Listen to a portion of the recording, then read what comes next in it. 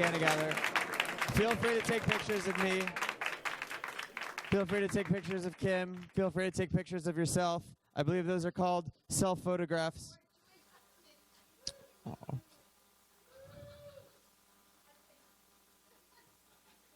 Literally. No, I'm just kidding.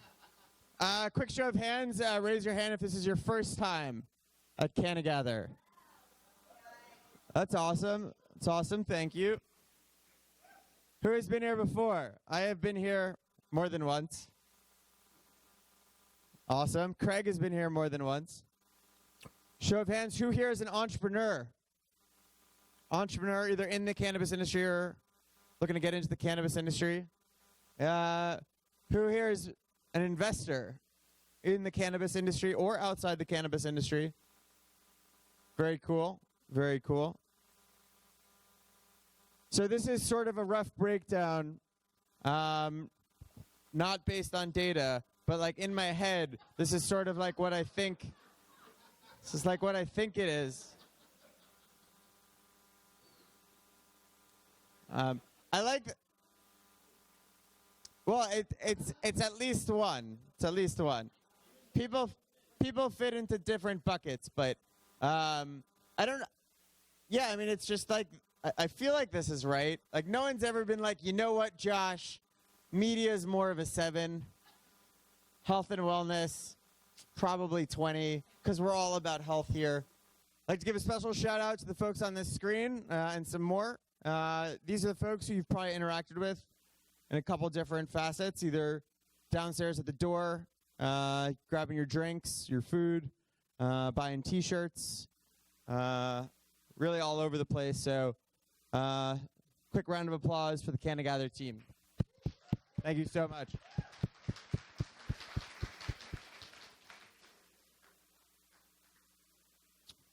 Thank you to our sponsors. You'll hear from them all in a little bit. If you're interested in becoming a sponsor, which mostly involves giving me money, it would be greatly appreciated. In exchange, I'm very literal. In exchange, we will offer you eternal gratitude and hopefully more value than the money that you provide by being part of our community and introducing you to relevant folks, be it customers, partners, employees, investors, etc. So Josh at CannaGather.com. First and foremost, longstanding partner of CannaGather for most of the year now. I don't know who is going to come up from Cole Shots, but someone from Cole Shots is going to come up. Cole Shots, staring right at you. Literally staring right at you. That's the spirit. My name is Erica Roman.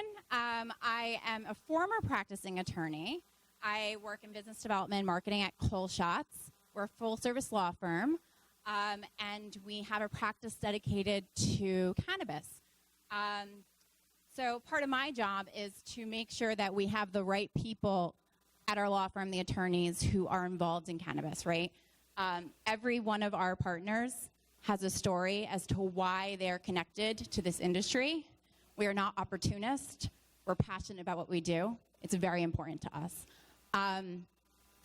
If you have any questions, whether it's investing, you're an entrepreneur, your ancillary service, whatever it is, come talk to us. We handle it all. And I wanted to plug an event that we're having next Thursday in Hoboken, New Jersey. I'm very excited. CannaGather is a media sponsor. We have over 100 RSVPs. It's a highly curated attendee list. It's going to be awesome networking for everybody. Our panelists are just all-stars. A lot to learn from them and really great networking that are going to take place. If you are interested, you're in the space, you're serious about being in the space, let us know. We will get you an invite and get you on our guest list. So it's me. A couple of my colleagues are here. If you're interested, just come up, let us know, and we'll send you the invite this week. Thank you. Cool. Thank you so much.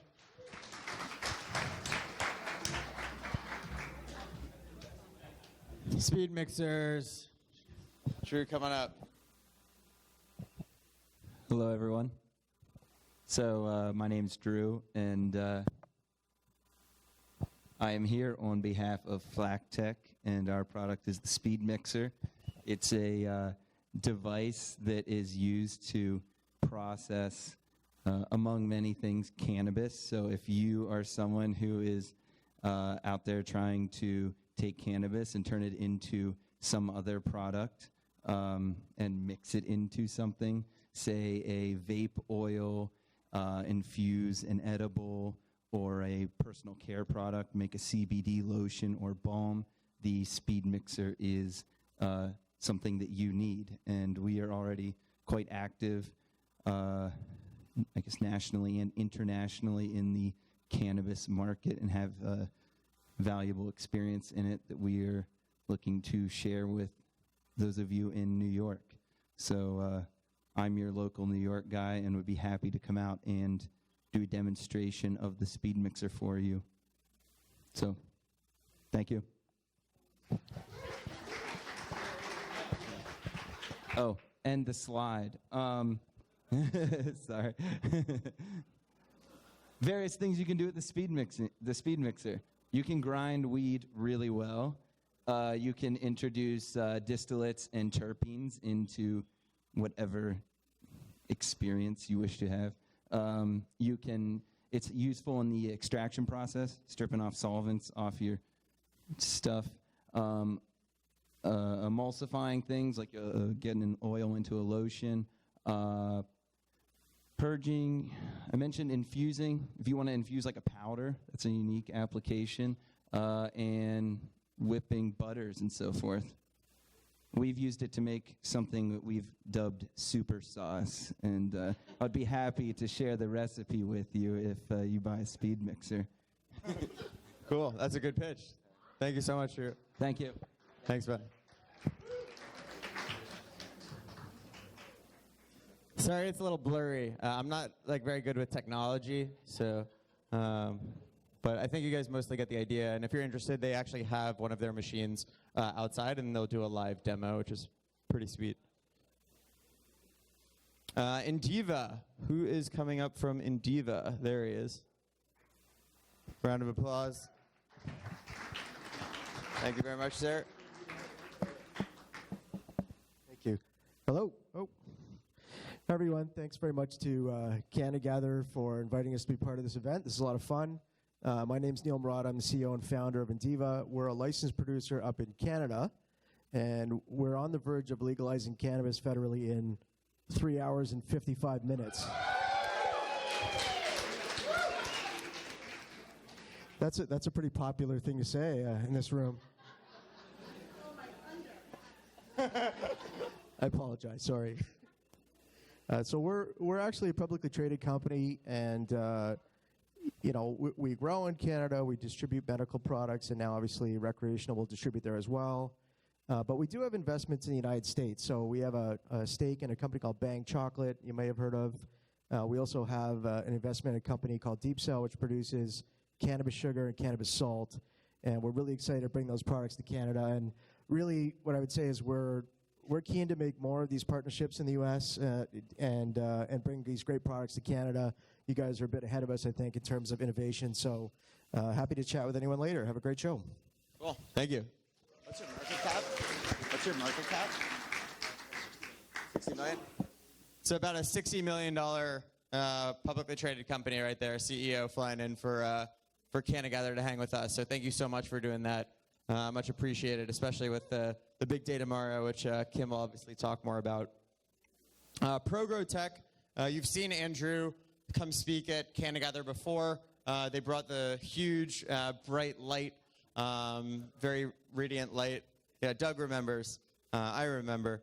Maybe some of you remember. They're a lighting company, one of the leading lighting startups, LED startups here in the cannabis industry. Obviously, catering beyond the cannabis industry, but they spend a lot of time in the cannabis industry. Based in Arizona. Unfortunately, Andrew couldn't fly out.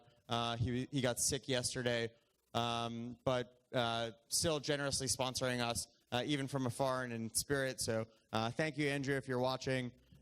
They're doing a fundraise, actually, so if you're interested, happy to share some details with you or put you in touch with them. And if you're interested in LEDs or lighting in general, Andrew is a great resource.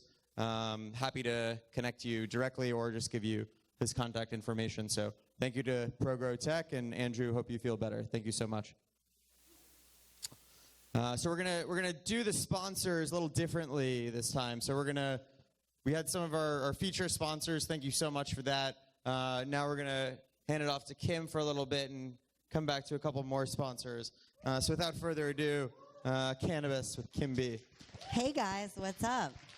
I'm breaking it up a little, you know, the entertainment. So you see me cheesing in here tonight because one of my favorite women in cannabis is here. That's Joy Beckerman. It's like Woman Crush Wednesday every day with Joy. Like, she really has inspired me to pursue my dreams in cannabis. And she told me a few years ago when I met her at Women Grow, she said, Kim B, hemp. It's $1 trillion industry. It's a no-brainer. Just like that. It's a no-brainer. Hemp. And guess what? I'm involved in hemp. I'm excited. My brother and I. So you are here to learn about what this industry can do for you.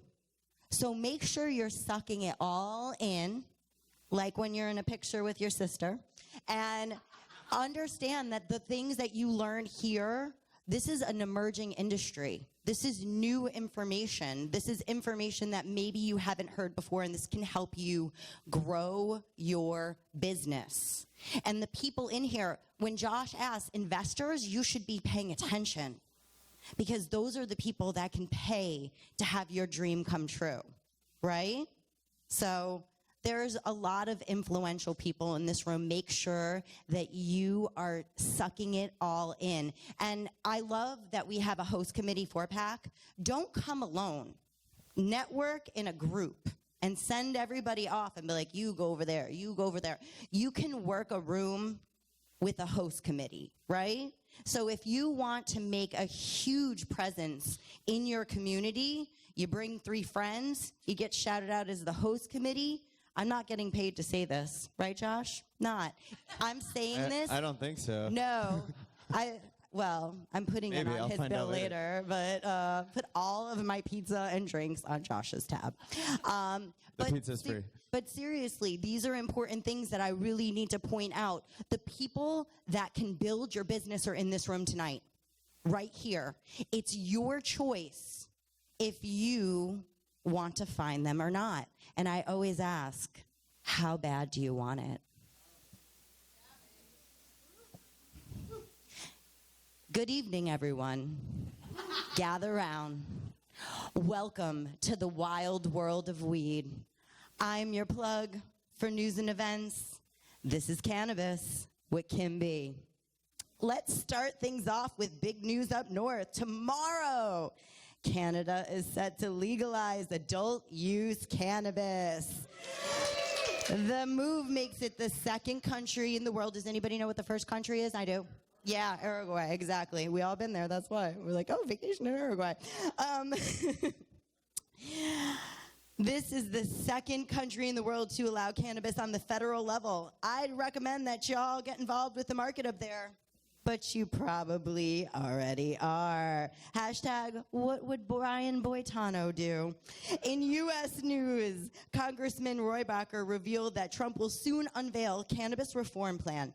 Seriously, I'm going to try to be excited over this, but when it comes from a president that put Kavanaugh in the Supreme Court and can only be shut up by Kanye, I'm going to have to say hashtag hard pass. Now let's talk about New York adult use news. In late September, Governor Cuomo gave the green light for a task force to draft an adult use bill. The bill is expected early 2019. So by spring, the forests of upstate New York won't be the only green New Yorkers can get lost in. Hashtag the hills are alive with the smell of ganja. Hopping across the river, state lawmakers in New Jersey approved the use of vape cartridges in its medical cannabis program. The move helps boost New Jersey's market potential, and it also represents another piece of sensible legislation that Chris Christie could have passed, but stubbornly didn't because he's an ass. Hashtag everyone hates Chris. Also in New Jersey, the state continued its cannabis expansion efforts with legislation pushing for easier process to approve conditions for cannabis treatment. Experts predict that the first conditions approved will be migraines brought on by debates over pork roll, parkway exits, and the existence of Central Jersey. Hashtag more MMJ for NJ. And that is all I have for you tonight, folks. No, it is not. At 9 o'clock, when you are all asked to leave, you don't have to go home, but you cannot stay here. So I suggest 287 Hudson Street, Adoro Lay. They are our partners for our after-hour party. That's where the real networking comes in. Couple CBD cocktails, some pizza. It loosens the noose of any hungry investor. See you there. Okay, are you gonna do chai jokes? Are you gonna do chai jokes? I'll call you up later. Yeah, so as Kim said, so we get free pizzas and discounted drinks across the street at Adoro Lay. It's pretty awesome. You should come. Kim will be there. Hey, Josh. Thanks for coming up, Craig. Great to see you. Great to see you, too. Hi, I'm Craig Zaffe. I own CBD Oils of Long Island and Your CBD Oils. My goal is to educate the world about the most beneficial plant on the planet, cannabis. By incorporating cannabis in your lifestyle, you will only heal yourself and you can heal the planet. So if you want to learn more about the elixir of life, please visit Your CBD Oils. Thank you so much. Thank you, Craig. Well done.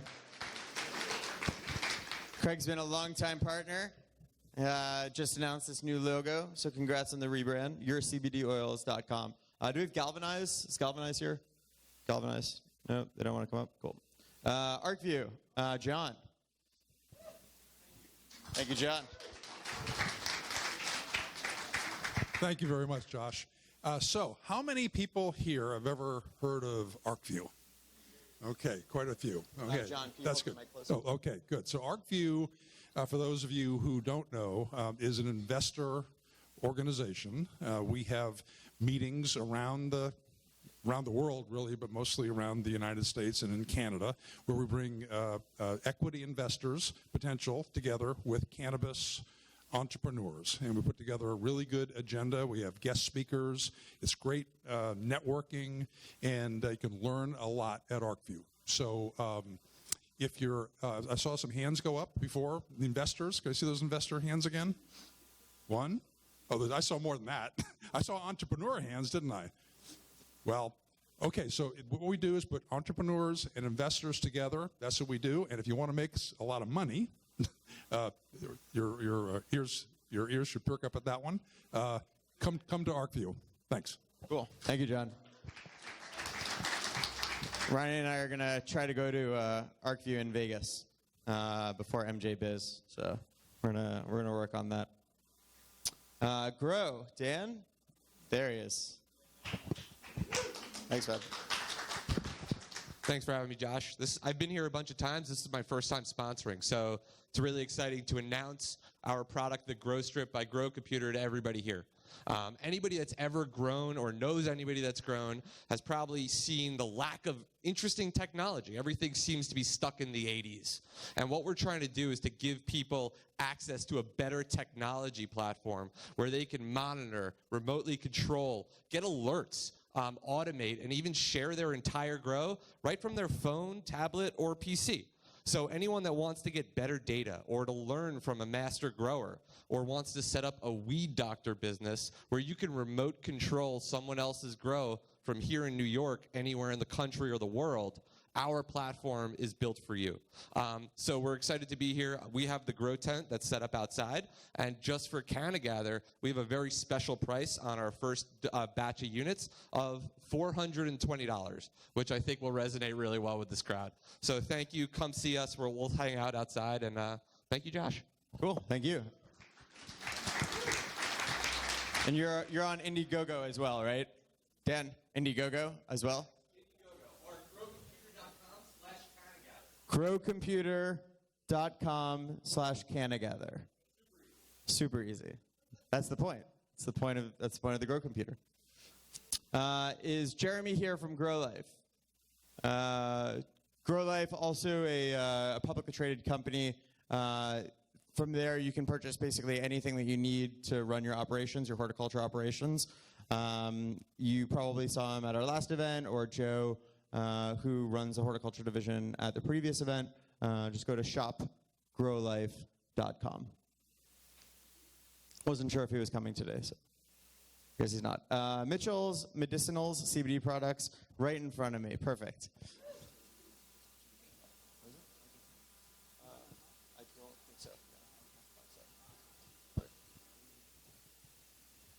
Hi, everybody. My name is Mitchell. My company is Mitchell's Medicinal CBD. And Hold it closer. my company is Mitchell's Medicinal CBD. My name is Mitchell. Thank you. I had a slide presentation to help teach you guys some of the basics. You guys are here to learn. I was going to talk about what's called the endocannabinoid deficiency syndrome. Ethan Russo is one of the thought leaders in the space. I would look him up. He's involved with Epidiolex, which is now FDA approved. Well, he was. He's part of designing that.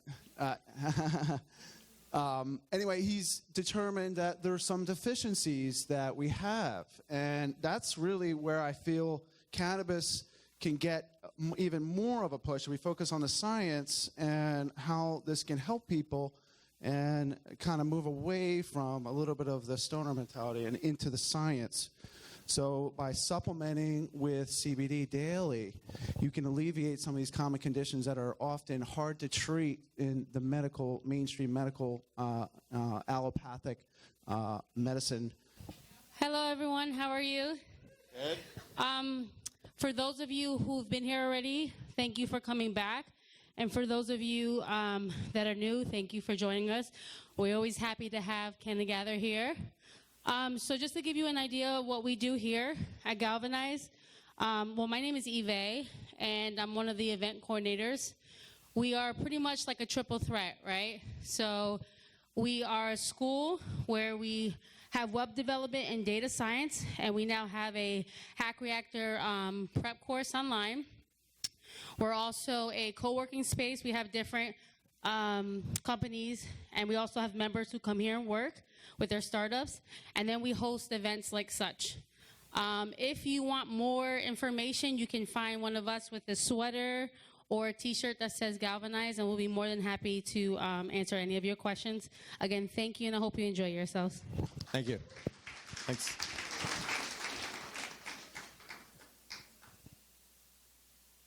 Vangst. Who is here from Vangst? Vangst, as you probably know, if you've been to a trade show, they're sort of ever present. They are a full-service talent agency and recruiting platform. They do full-time hires, contract hires, probably some of the most connected people in the industry.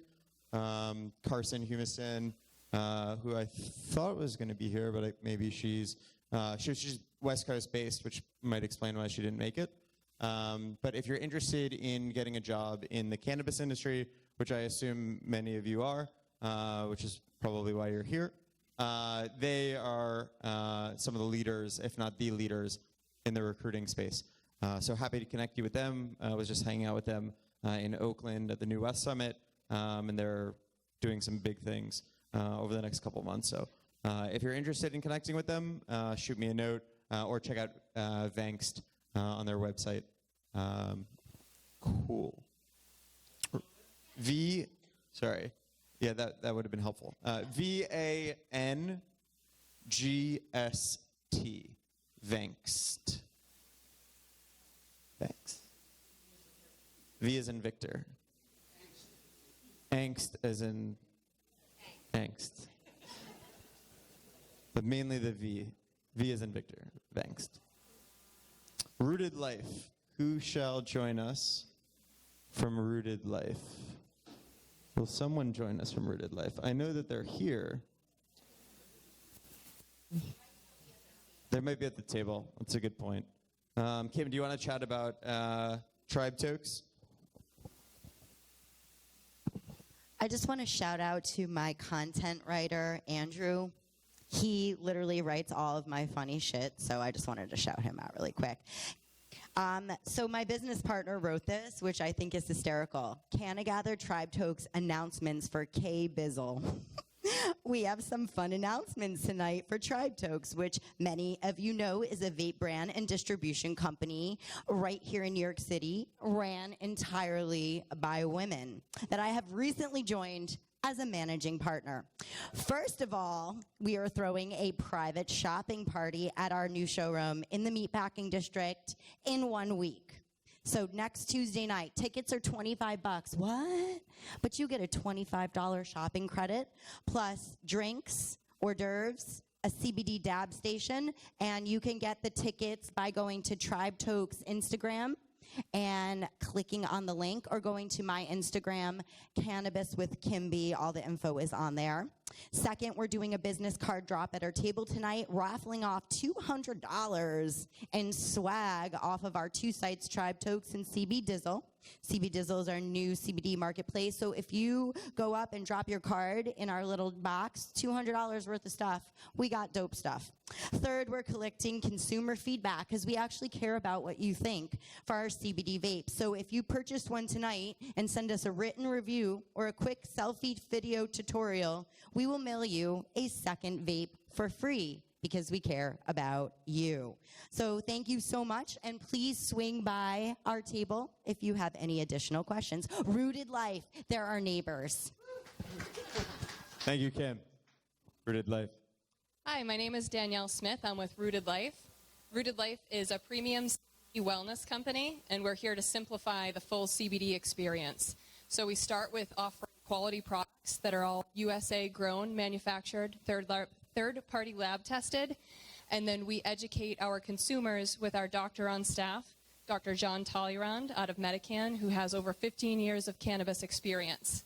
So by adding an educational component from a doctor, we strive to go for no junk and no BS, full transparency in our products and our services. Cool. Thank you so much. Thanks, Ronnie. Quick shout out to a couple of our last sponsors, Leaf Legal, Stephanie Schumann, Tarlo & Co., CPAs, Vortex Power Fans, and Splash, which is where you purchase the tickets through. So as you know, there's a lot of sponsors. So round of applause to all of our sponsors. Thank you so much.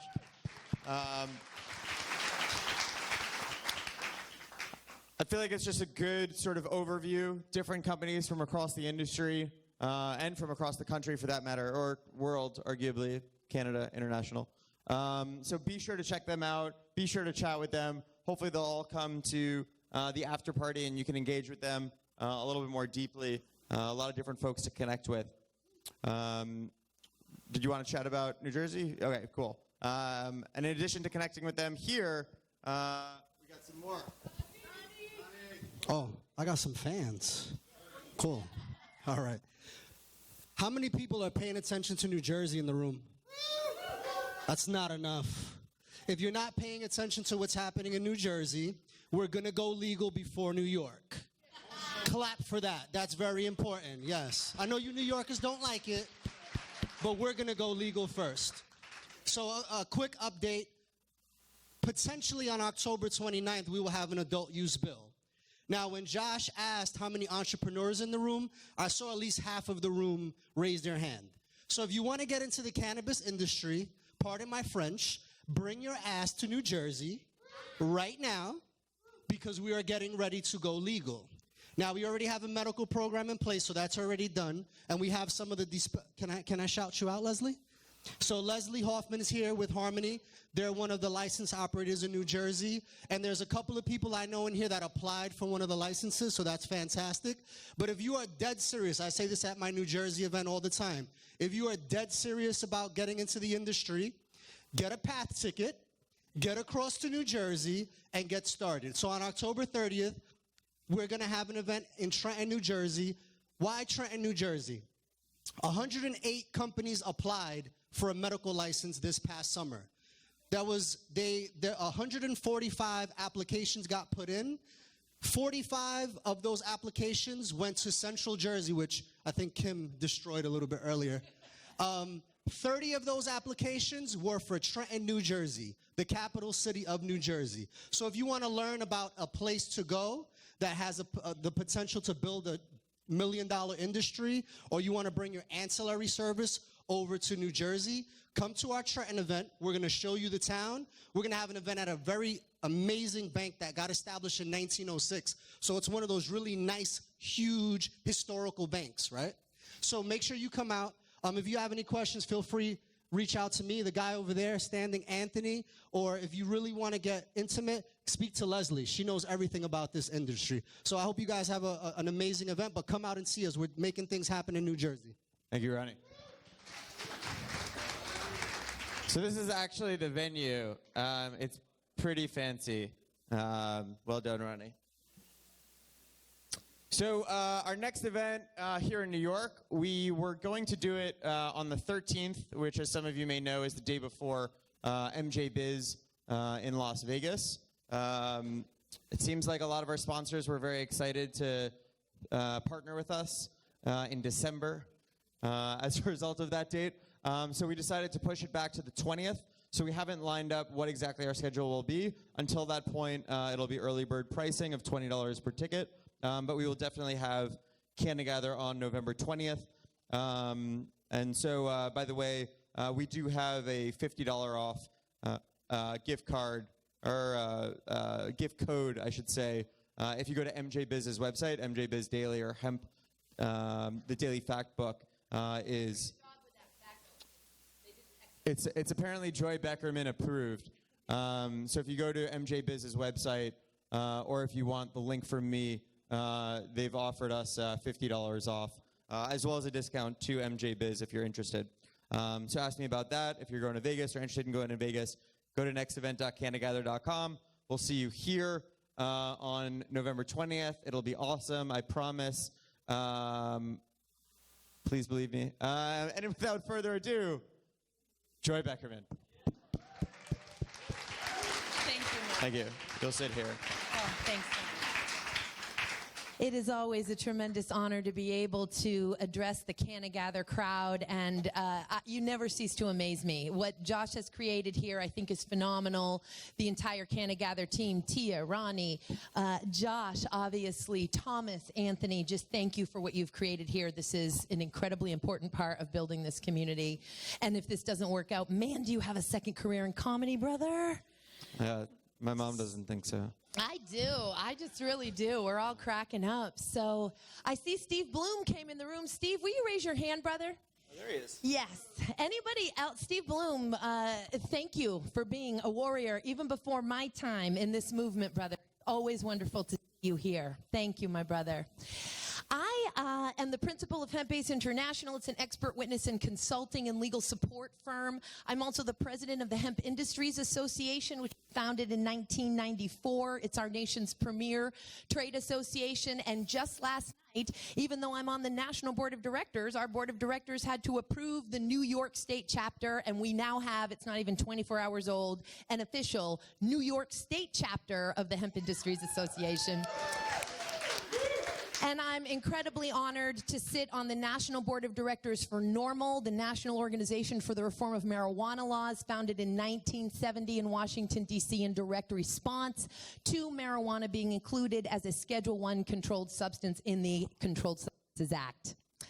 I owned the first hemp store in the state of New York in the early 90s in Woodstock. I called it the Hempire State at the time. Everyone thought I was crazy, and now Governor Cuomo, and Mario was the governor at the time, is calling New York the Hempire State. And then when the inaugural hemp bill passed, I was appointed to serve in Vermont, that inaugural hemp bill. I was appointed to serve as secretary of the Vermont Hemp Council and served in that position for 2.5 years, and then moved on to Seattle to begin a dual career in compliance and complex civil litigation. whether I'm talking to lawmakers, entrepreneurs, regular citizens, students, farmers, everyone gets the taxonomy slide. So we can start to understand what really is the cannabis genus here. The cannabis genus comes from the plant family Cannabaceae. Does anybody know another genus that comes under the plant family Cannabaceae? Hops, humulus, thank you. So both humulus and cannabis are under Cannabaceae. Then we have multiple subspecies or species of cannabis that we've all heard of: sativa, indica, americana, afghanica, ruderalis. For purposes of taxonomy, we don't need to discuss that. What we need to understand is that in the beginning there was cannabis, here to serve all of humanity's needs, and over 10,000 years or so, human intervention created these two different types: a low resin, non-intoxicating oil seed and fiber, and now extract type, commonly known as industrial hemp. Its different types are varieties or cultivars, generally planted from seed with mechanized cultivation and harvesting. And then we have a medical, adult use, even sacramental type, often called pot, ganja, marijuana. Folks call it cannabis, but as we can see, that gets confusing to the intellectuals in the room, considering both are cannabis, and we don't want to re-racist the word marijuana, which was used in for racist, nefarious reasons. So I am here to reclaim that word for all of us right here tonight. And it is a high resin, intoxicating crop with an asterisk. Obviously, if it's THCA, if it's a topical application, it would not be, without a blood-brain barrier uptake agent, would not be intoxicating. And its different types we call strains or chemovars, as opposed to varieties and cultivars, generally planted from clones and generally with human cultivation and harvesting, though with these new industries we're seeing lots of technology. And then I like for everyone to get a general idea of the different types of cannabis here. As we see a fiber crop, notice how densely planted this crop is and how uniform it is. There's no nodes, there's no branching. It lends itself to processing. Then we have a typical grain crop. That's a hemp production services field in Canada, which has very little infrastructure, just as we have no infrastructure to process that long, strong, valuable stock. So they have bred their varieties down as world leaders in the hemp grain processing industry to have just very thick, nutrient-dense cola heads filled with seeds. Then we see hemp sown for cannabinoids. It tends to look like a regular adult use or sacramental or medical cannabis plant. We see about one plant for every 1.5 square meters. They're individually cared for. And then we have a legal marijuana field in Spokane, Washington's finest cannabis. So we can see the different types, guys. Let's talk about federal regulation, where we're at right now. I want to give you an update, state and federal. We had a seismic shift in cannabis policy in the United States here in 2014 when Section 7606 of the Agricultural Act passed, that we call that the Farm Bill.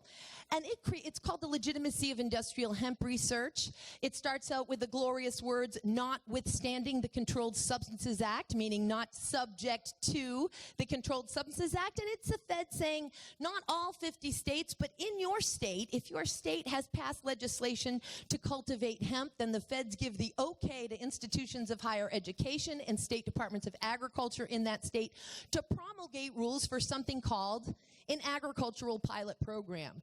So there were two terms that were defined in this very short and simple and seismic shift changing law, and one was agricultural pilot program. We have in New York State one of the most robust programs in the country. I'll be very happy to share with you how ahead New York is. And it's to study the growth, cultivation, or marketing of hemp. I've highlighted the word marketing because it's a hole big enough to drive a truck through. And it defined industrial hemp for the first time in U.S. history and distinguishing it from other forms of cannabis. And it says just any part of the plant cannabis sativa L with not greater than 0.3% THC. We have an improved definition, by the way, in the current Farm Bill, which we'll talk about. The issue is, with hemp, we've got the feds versus the feds. So anybody who's talking about CBD legal in all 50 states, believe me, I wish that it was. I teach lawyers. Many of my clients are lawyers, and it takes an hour and a half just to confuse everybody on that legal status. And it's because the legislative branch is fighting with the executive branch. The lawmakers say this was the legislative intent of Section 7606, and the executive branch The Drug Enforcement Administration says, thanks for your legislative intent, but we're implementing the way we want. And then we have the judicial branch. So the Hemp Industries Association has sued the DEA 4 times. We have won 3 times, and we've split the baby with a third, but it literally boils down to this beautiful checks and balances of the tremendous system that we do live in still in this country, the legislative branch, the executive branch, and the judicial branch, trying to work it out. Now, because of this arguing between the feds and the feds, our federal legislators, hemp heroes, try to get protections every year until these Consolidated Appropriations Acts, frankly, omnibus or budget bills. And over the years, we've now gotten protection in those bills for if it is Farm Bill compliant hemp, which we have here in New York State, the DOJ, the DEA, and all federal agencies are not allowed to use funds to prohibit the transportation, processing, sale, or use, or seeds of this Farm Bill compliant hemp within or outside of the state that it's grown. This is revolutionary. This is incredible. And New York State is taking full advantage of it. An update every year, by the way, every 5 years, I'm sorry, the Farm Bill comes into play. Usually the feds don't get it together, so which is why it was the Agricultural Act of 2013, signed in 2014, and it's what we have right now. This Farm Bill is going to, when it passes, and by the way, it has to pass, it's just a matter of time.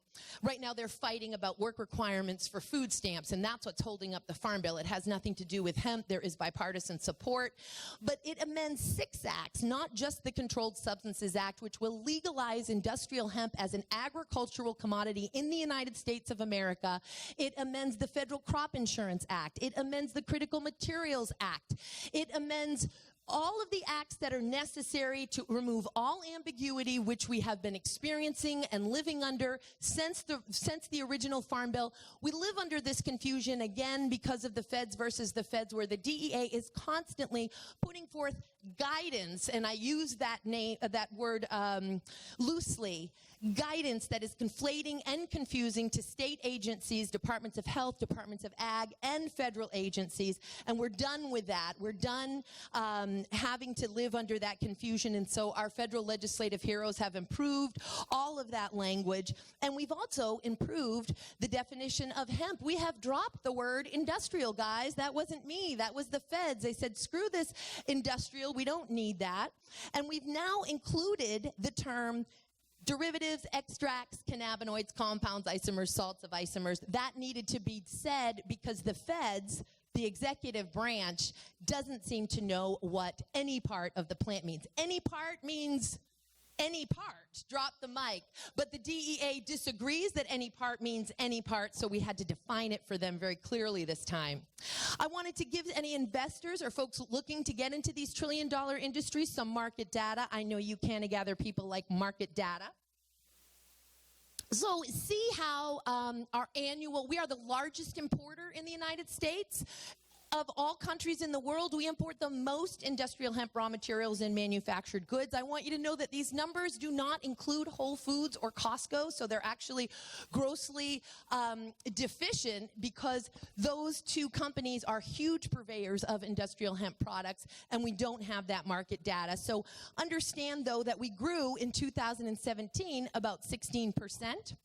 And hemp business, and this is among all of this lack of education for consumers, regulatory uncertainty, legal frameworks that are very sketchy, and yet still we grow. And Hemp Business Journal estimates that by 2022 will be a $1.9 billion market. It will grow from there with an estimated 5-year compound annual growth rate of 14.4%. And Technavio sees, of course, the hemp foods market really billowing, and that's due to consciousness in vegetarianism, veganism, celiac disease. Hemp is naturally gluten-free.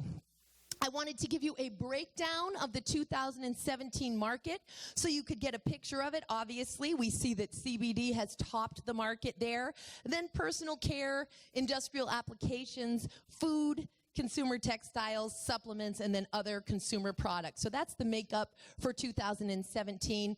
The chart was slightly different in 2016, but these categories and the way that they graduate have basically remained the same with increased sales. So let's talk a little bit about the hemp industries. We need infrastructure, infrastructure, infrastructure. So while we talk about this long, strong, valuable biocellulose, understand that processing it, it's beautiful while it's growing in the field. It's great after it's been processed. Getting it to that place is very expensive, and what we want to see is this infrastructure within 50 miles of every biomass feedstock, ultimately. So where is the biggest bang for your buck? Where is that return on investment going to be? It's going to be in the infrastructure. If you are looking to invest in infrastructure for oilseed and fiber, we're talking 5 years, not 1 year. So if you can handle it, build it, and they will come. You will be the kings and queens of hemp. Right now, we are doing most growing in this state and across the country for extract hemp, for non-intoxicating cannabinoids, because the infrastructure for extraction is nowhere near the cost that the infrastructure for decortication, processing that long stalk, and grain processing. Those are more expensive infrastructures. The first thing that we can do with hemp, of course, if we have no infrastructure at all, is get ourselves a biodigester, take that stock, fuel the farm, be left with the world's most valuable biochar, which is a fantastic soil amendment that can even be dialed in for the specific needs of the soil. People who are involved in pyrolysis and biodigestion and biochar are constantly amazed at the very unique qualities and cellulosic makeup of this biomass. It is the most valuable biomass on the planet, and even used as a biochar, we see that. Then, of course, we have dense nutrition for humans and animals. It's the highest digestible form of protein in the entire plant and animal kingdom due to its lack of trypsin inhibitors, its unique amino acid profile. It's the perfect ratio of omegas 3s and 6. We have long-chain essential fatty acids, GLA and SDA, that are found in the hemp seed that are not found, thank you, sister, in any other plant. We have to go into the fish and meat kingdoms to find these essential fatty acids. And hemp is one of only 2 seeds on the planet that actually leaves an alkaline ash in the body and allows more alkalinity to be created and balance out our pH. It is the superfood that needs a super cape. Also, we can look at body care. Hemp seed oil is the closest to human sebum that we have. It is a fantastic emollient. It's a synthesizer of other properties that accentuates those properties. Things start to behave differently together when hemp seed oil is introduced. Hemp in all of its forms, cannabis in all of its forms, is here to teach us how to be cooperative, how to synthesize, how to be better together, and it just accomplishes that in everything we add it to. Of course, cannabinoids, phytocannabinoids. Guys, phytocannabinoids are cannabinoids that comes from plants. Paper, huge. This is paper that does not require the dioxins and the chemicals that are required to break down the cellulose of wood. If you punch wood, you're going to hurt your hand. It's so full of lignin. It's hard. Lignin is the property in plants that give it its rigidity and protections. And hemp has hardly any lignin in it, so we don't need those harsh chemicals and those bleaches that poison our water table. We can also make hemp-blended paper acid-free. We can recycle it 100 more times than regular chemical paper. It will transform our offices and transform our environment as we make those changes. Textiles as well. Hemp and you have to keep your critical thinking cap on, guys, because a lot of hemp textiles are very harshly chemically treated. So just because it's hemp doesn't mean it's biodegradable. Just because it's hemp doesn't mean it's great for your skin. Ask those critical thinking questions. Hemp has some natural anti-mold, antifungal, and anti-UV qualities. It gets softer as we wash it. It lasts a lot longer than regular fibers, depending on what it has been treated with. And in fact, the rag paper, the term rag paper, came from hemp textiles once their life had come to an end, whether it was from work clothes or home textiles. Back in the day, they would simply take those hemp rags and put them into the paper supply to improve paper quality. That's where rag paper comes from. Of course, we have car parts and biocomposites, bioresins, anything that we can do with plastic, we can do with hemp. We can also take non-biodegradable, very toxic resins, but add hemp to them, so we're using less toxic materials and improve then the quality. We're showing here the door liner in the BMW 3 and 5 series in Germany. They're under much more strict requirements than we are in the European Union in terms of bringing down carbon emissions. And so anything that car makers and car manufacturers can do to reduce the weight of the car reduces CO2 emissions. And by changing just the door liners on the BMW 3 and 5, they reduced the weight of the car by 5 kilograms, and this had a quantifiable difference in CO2 emissions. Building materials. Hempcrete is actually my favorite hemp product of all of the thousands and thousands of products. This, of course, has to do with the fact that over 50% of our landfill waste every year is from construction waste, for toxic, off-gassing, temporary materials that make us sick, that do not last. Hempcrete is mold, rot, pest, and fire resistant. It lasts hundreds and hundreds of years. How do we know this? We didn't invent hempcrete. It's thousands of years old, and their structure still standing. And at the end of the building's life, which has carbon sequestered, by the way, we can reuse or recycle that hempcrete. So for me, it's my favorite product of them all, and I'm very proud to do the hempcrete training for Hemp Technologies, which built the first hempcrete homes in America. We have a gentleman here from North Carolina. We built them both in North Carolina. So the first permitted hempcrete home was built for the mayor of Asheville, and he still lives in that home. We see here a resin transfer sink. We see hemp particle board. We see, we call it hemp batting, which is a non-woven mat rolled up like the pink stuff. It goes on and on. And this picture here is actually a 40-unit apartment complex in the UK called the Triangle. And it is the first multi-unit hempcrete project that has gone up. Those little chimney-looking things are not chimneys at all. They aren't, if we could rename it, we would. We'd call it hemp fill or hempsolation, because a lot of people think hempcrete is a substitute for concrete. And while you can add hemp to concrete, hempcrete is not a substitute for concrete. It cannot touch the ground. It is a living, breathing wall system and requires those passive air vents. So all of this stuff, the toxic drywall, the horrible fiberglass pink stuff, which is very harmful to workers, the Tyvek, the vinyl siding, it can all go along with high energy costs and low energy efficiency. Then we've got, of course, industrial applications, industrial sealants and coatings, an entire industry, paints, varnishes. Our finest paints and varnishes on the planet were always hemp seed oil based. That has not changed. Energy and biofuel. This is a massive game changer, guys. And while many of us think of hemp seed for biodiesel, and yes, it works wonderfully for biodiesel, but it's a very valuable seed. Fuel is an inflated cost, so we don't actually see hemp seed oil as a viable material for fuel. However, that stock, that's where we get the methanol, and there's a game changer there.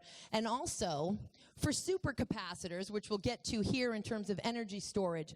Now, nanotechnology we did not see coming 25 years ago, guys, because we didn't have technology to see things on the nano scale. A nanometer is a billionth of a meter. So when I go like this, about as much as my pinky nail grew during this swath of my hand is a nanometer.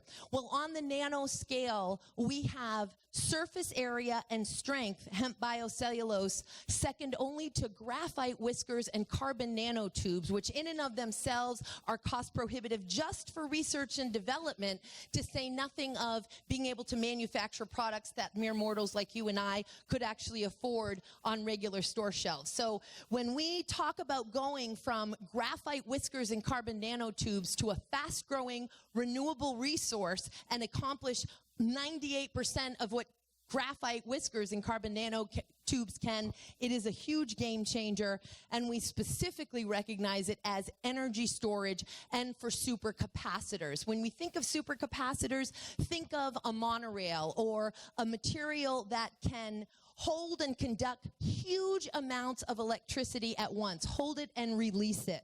This is hemp biocellulose, guys.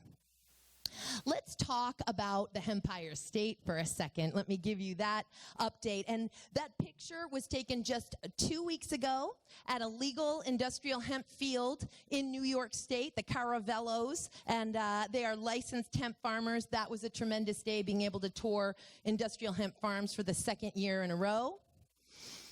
So Governor Cuomo, back in 2017, so first the bill was passed in 2016 to create the agricultural research pilot programs here for New York. And in 2017, 10 licensees, all of whom were institutions of higher learning, mostly SUNY and Cornell, grew, by the way, the 5th largest number of acres in the entire state last year. Just those 10 licenses, all from SUNY and Cornell, grew over 2,000 acres. And while that hemp was growing, another bill was signed into law, and here we have Andrew Cuomo signing it, that increased the number of licenses from 10 to unlimited, and also put $10 million in state grant funds into the program. It's called the Empire State Development Industrial Hemp Research Initiative. $5,000 for cultivation, $5,000 for processing. That money has hereby been spoken and taken for, but that was New York State putting its money where its mouth is. So while there have been some 42 states that have now passed some form of legislation, last year only 19 states grew. Most programs are underfunded. I lived in Washington for the last 20 years and finally moved back to the Hempire State a year ago this month.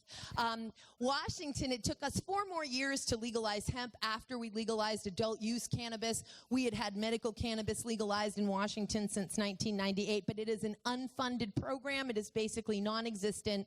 If states want to really reintroduce this extraordinarily versatile crop and make it available to consumers, manufacturers, distributors, and attract dollars and stimulate the economy and create jobs in their state, then they need to invest in this crop. And New York State has absolutely done that in spades. It really, truly is the Hempire State.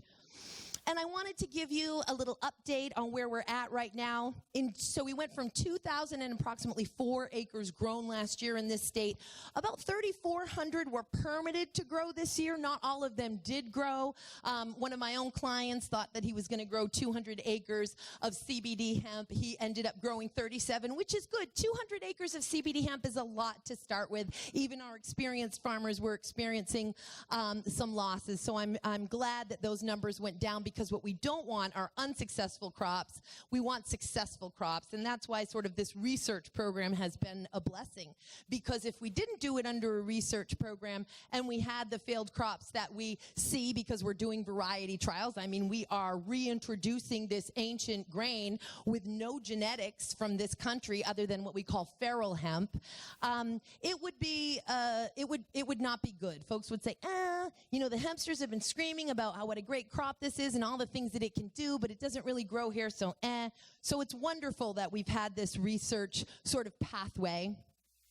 This year, so far, there have been 146 grower authorizations issued, 29 processor registrations, and 21 combo grower and processors. And by the way, that information is publicly available. As you can see at the bottom, that's our New York State Department of Agriculture and Markets industrial hemp website.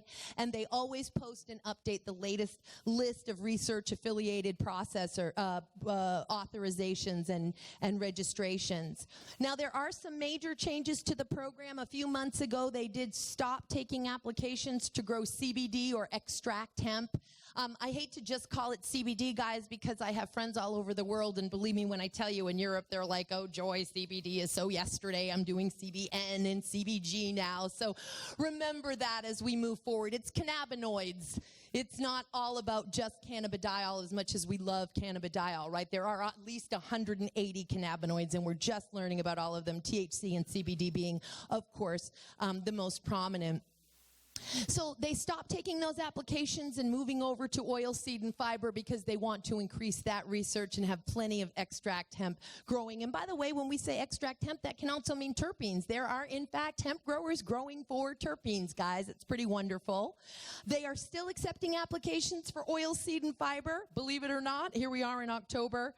There are some major changes coming for CBD in that part of the program. What was once a free processor registration, whether you are processing for fiber, grain, or extract, is going to quickly become a 3-tiered, 4-cost processor license as the Department of Health and Department of Ag gets more and more sophisticated with the complexities, both legal and medical, around CBD and frankly around extracting and conversions that we can do from CBD to THC. They're getting more sophisticated. They're going to lock that down a little bit, guys. I think they're thinking about tiers like pharmaceutical, then supplements, then food additives. That's what I'm hearing. We have issues in the state, and I'm a New Jersey man. I just did a whole analysis because you've got in New Jersey the same kind of conflation where there's going to be this definition for legal weed, and that'll be cannabis. Then there's going to be this and by the way, that definition is just absolutely butchered and is going to be an issue. And don't worry, good company with all the other states that are doing it wrong. It's all right. There'll be other times. And then there's another definition for non-legal weed, marijuana, and then they have another definition for industrial hemp, which is already going to be stale because the New Jersey definition for industrial hemp simply says defer to 7 USC 5940, which is our prior definition that I read to you in the old Farm Bill. And so New Jersey then will need to catch up and change legislation to get the new definition of hemp. But again, all in which brings me back to New York, and that is that our definition of industrial hemp, our definition of marijuana, and our definition of concentrated cannabis in this state do not jive. In Washington, the one good thing that I can say is they all jive. So when we legalized adult use cannabis in Washington, the definition of marijuana was amended in that state to include the words with greater than 0.3% THC. No problem. We then defined industrial hemp, and I'm proud to have helped with that definition, which is very taxonomically correct, where we just talk about the generic cannabis with not greater than 0.3% THC. And in this state, it doesn't say that. So we have a state definition for industrial hemp that says not greater than 0.3% THC, but we have this definition of marijuana that talks just about the plant cannabis sativa L, doesn't say anything about THC content. And what's worse, and I was brought into this as an expert witness. In February, we had our first hemp-derived CBD arrest in the state of New York at a high-end wellness center in downtown New York because our definition of concentrated cannabis, which, by the way, is a felony here, if you're distributing, if you're possessing concentrated cannabis, hemp-derived CBD meets that definition clear as day. Thanks to Assemblywoman Donna Lupardo and Senator Thomas O'Mara, they each prime-sponsored definition bills that I wrote in the last session to change these definitions, to amend them so that they dovetailed together so that it was all very clear what's what, and let's not go after the non-intoxicating hemp extract people since we're giving away licenses to process the stuff, but apparently it meets the definition of concentrated cannabis and causing people to get arrested. The bill passed in the Assembly. Unfortunately, the Senate version it was gummed up in, and I'm assuming that's because there was a lot of talk, of course, about these adult use cannabis bills that are coming into the next session, and everyone got afraid in the Senate to change those definitions. So right now, as it sits today, please understand that hemp-derived CBD and all hemp extracts in this state meet the definition of concentrated cannabis, and it was actually a cashier at this high-end wellness center, a medical student who was handcuffed by an undercover New York City narcotics detective, brought to jail.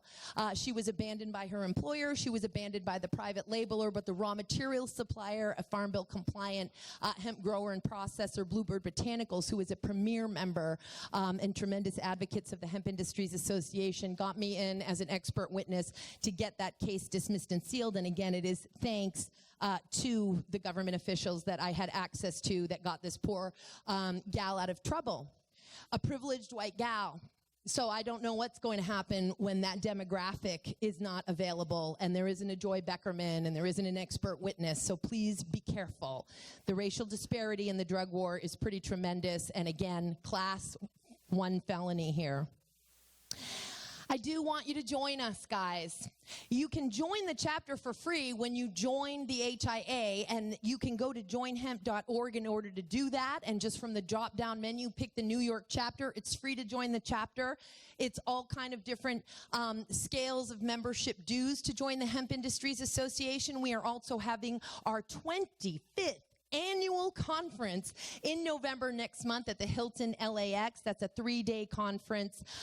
We are trying to build the supply chain and educate here. We are just getting started. We're going to have live stream meetings. We're going to have some major supply chain events, and we have got to build the community, let each other know who we are in hemp. And if you are interested in developing an industrial hemp business, that's where you want to be. You want to be where the National Brain Trust is. There's so much misinformation about hemp, and unfortunately Google is not your friend, because oftentimes we think, hey, if I got 6 results that are all the same, well, that must be right. Well, in hemp, it's generally because somebody file saved as the wrong information on 6 different sites. So you're right, you got 6 same results, but they're incorrect. And so Google Scholar, by the way, is more your friend. So if you want to Google about hemp, I would go to Google Scholar and Google from there, or join the Hemp Industries Association, which again is our nation's brain trust and premier trade association. And we have taken on the DEA 4 times. I promised.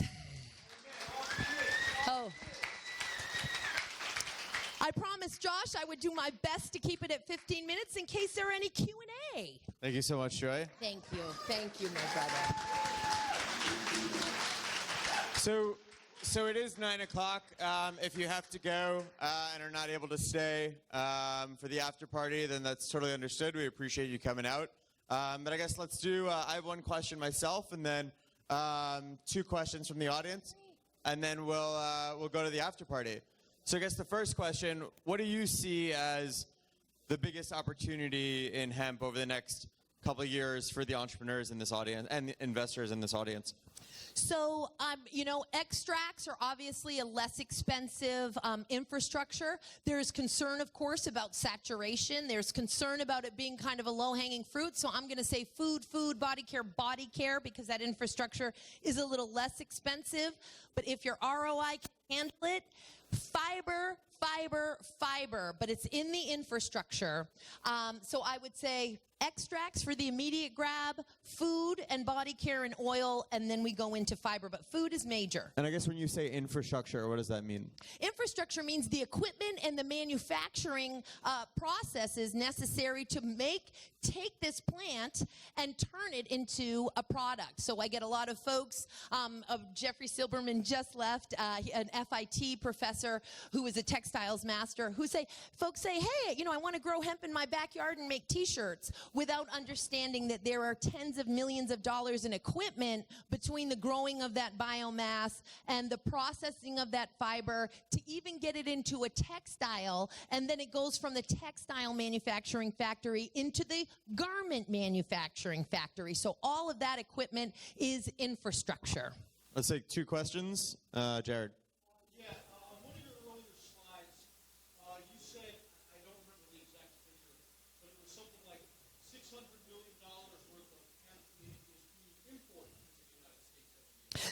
That was 1 year. Last year it was $820 million. That was our market. The figures I got mixed up, but what I'd like to know is this. If there's this much being imported, how much of that quantity could potentially be grown in the United States so that we're not dependent on foreign markets? Thank you so much for asking. Oh, did you want to repeat that? Yeah, the question is, if there's $600 or $800 million annually being imported in hemp, how much of that could be grown domestically? 100%. I mean, there's no reason why we need to be doing that at all.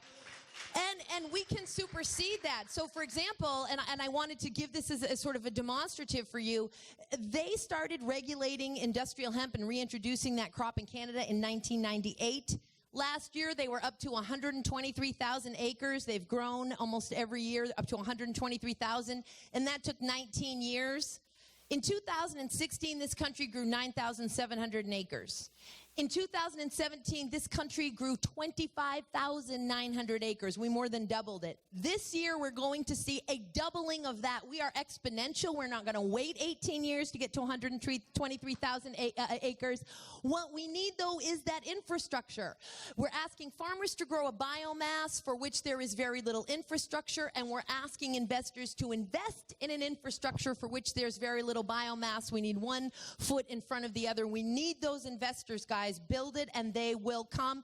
Other quick thing is that the 25% tariffs on China. China is our largest importer, along with Canada, for food. So the textiles, all of that now has a 25% tariff on them. The only silver lining there is that it may force us to, again, invest more in textiles manufacturing here. As it stands today, we have not a single hemp textiles manufacturer, guys. Hemp is not plug and play. You can't take hemp and put it into the cotton factory. You can't take hemp and put it into the wood paper mill. It needs different equipment. It is a unique plant, and we have none of that manufacturing here yet.